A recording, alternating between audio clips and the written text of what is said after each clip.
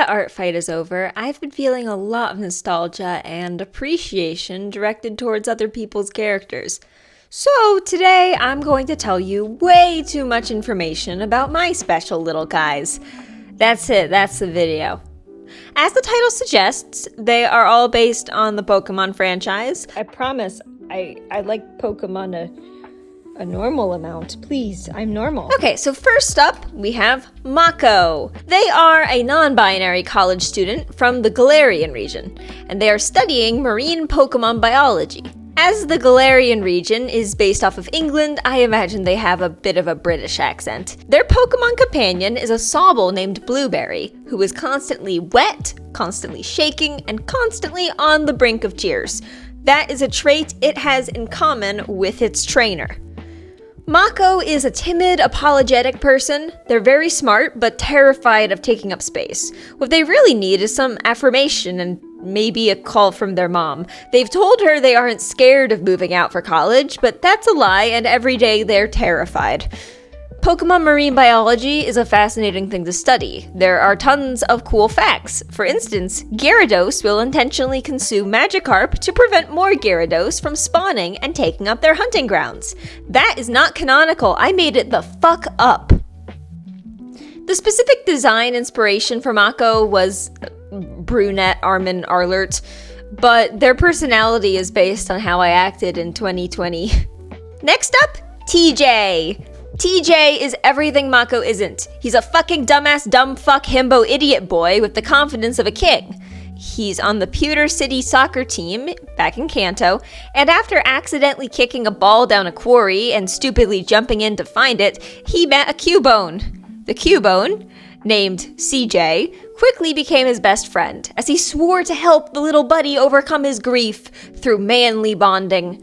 The two are an unlikely duo, but they make it work. CJ always attends TJ's games, after all. Next, we have Kageki. Kageki is an average 38-year-old accountant from Johto. His job rarely takes him past his office, until one fateful day, he is forced, by his boss, to relocate with the company all the way to the Alola region.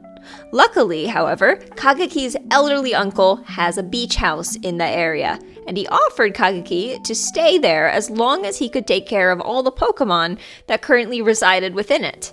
However, Kageki had no idea that agreeing to this would put him in charge of a very short-tempered, very wide Salazzle, who has taken a particular interest in human blood. He eventually manages to tame the beast, and that's about all I got right now. He's a new guy.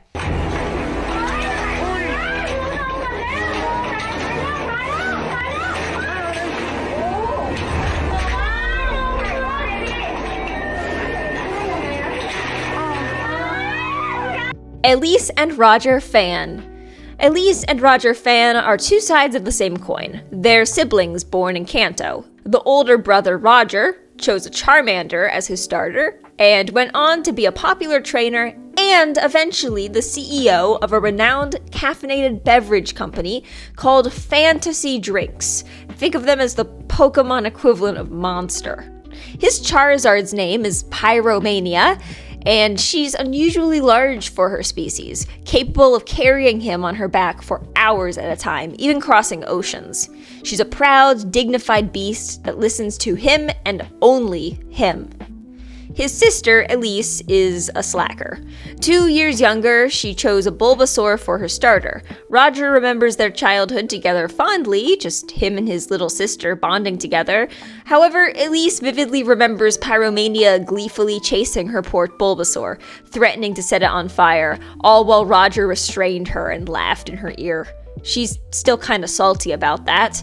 And that's part of the reason why she's a little distant, aloof, and not particularly attached to her family. She feels as though they've given up on her, and in return, she doesn't want that toxicity in her life. Bully the Bulbasaur is her companion, and he's remained a Bulbasaur even though she's had him for about 18 years.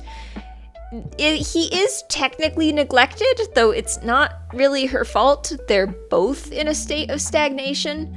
For instance, instead of going outside and photosynthesizing like a Bulbasaur should, he eats microwave burritos with her indoors in her shitty Unova apartment. He's also basically her only friend. While Roger is constantly bouncing from social event to social event, Elise is usually just complaining about her coworkers to her Bulbasaur.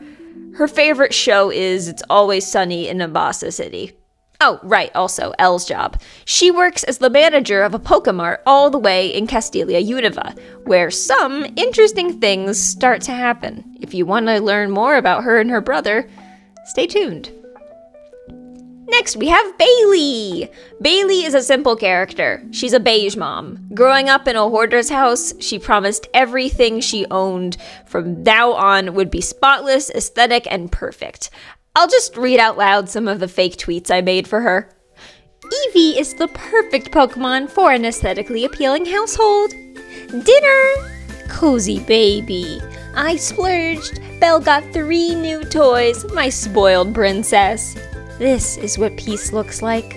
Pay attention to me. A friend bought Belle a toy. Unfortunately, she's rather scared of it.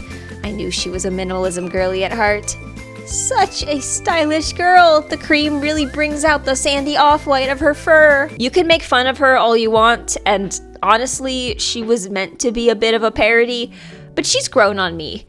Bailey, I will protect you. Lastly, Professor Acacia, aka Kimberly Acacia. Kim is the only character who you might have heard about before I recorded this video. Paras are an unusual Pokemon. Tochukashu mushrooms grow on their shells and slowly, parasitically gain control over their entire being. This process happens as early as in the egg, so it's considered a normal stage of life for this organism. To become a walking corpse for the mushroom that puppets it. I always wondered what would happen if the Tochukashu learned to control something more complex than a simple insect. Surely it'd be the end of us all. Anyway, we removed the parasite from this particular specimen, so its brain is beginning to recover its function. Okay, cool, I think. I'll try not to have nightmares. Looks like the sun's coming up. Come on, I'll show you back in the yard. She's featured in my fake Pokemon OVA, The Secret Professor.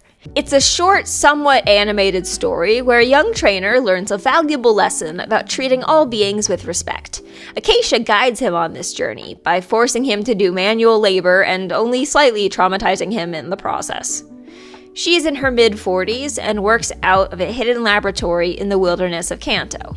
One thing of note is, Acacia isn't technically a professor, she's a scientist from Team Rocket. She was tangentially involved in the Mewtwo incident on New Island 20 years ago, and has since chosen a different path, seeking to help Pokemon rather than steal them. How she managed to pull off this level of fraud is anyone's guess, but it might have been helped by her partner Pokemon. As an apology for scaring the ghost out of the boy she was educating, Acacia leads him into a dark room filled with heavy-duty machines.